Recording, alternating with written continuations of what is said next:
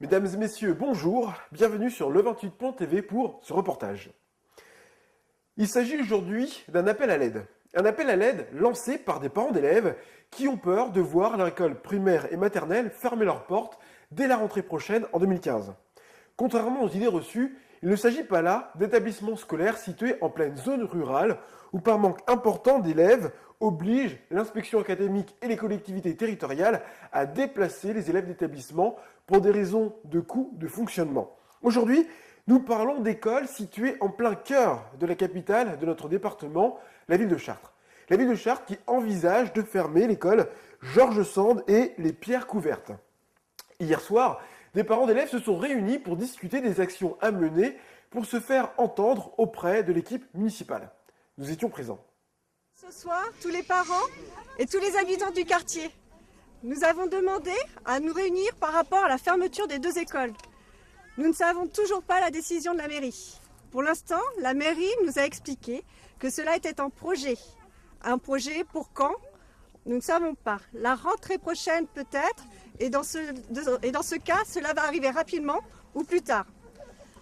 Nous sommes donc dans l'incertitude quant à l'avenir de nos enfants. La mairie nous a expliqué que cela n'était pas une question de coût, mais qu'elle avait observé une baisse significative de nos effectifs.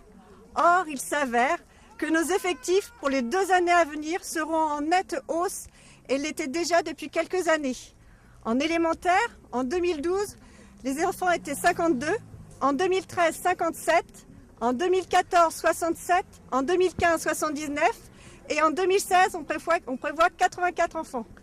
En maternelle, en 2012, les enfants étaient 56, 2013 55, 2014 52 et 2015 47.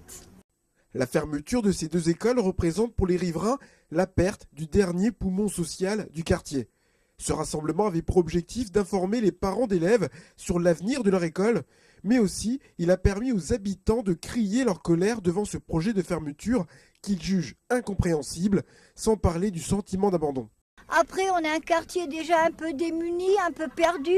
On n'a rien, il n'y a rien pour les enfants, il n'y a plus de sorties comme avant. C'est bien joli de toujours parler budget. Mais il me semble qu'à notre époque, en 2014, il faut avoir une fermeté de ne pas négliger les écoles et tout ce qui tourne autour, quoi, voilà.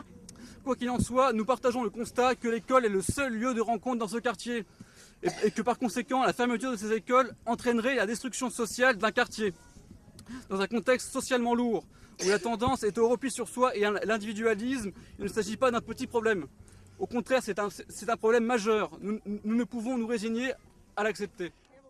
Contrairement à ce qui a été dit aux parents, les fusions d'écoles à Chartres est une question de gestion.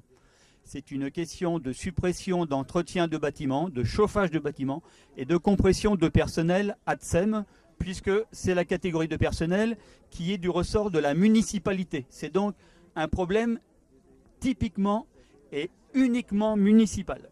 Enfin, si c'est pour compresser le personnel et les élèves dans des bâtiments type Henri IV, où il n'y a même pas de fenêtre, et où ce bâtiment est surnommé par les habitants du quartier la prison, franchement, ce n'est pas l'avenir qu'il faut donner à nos enfants.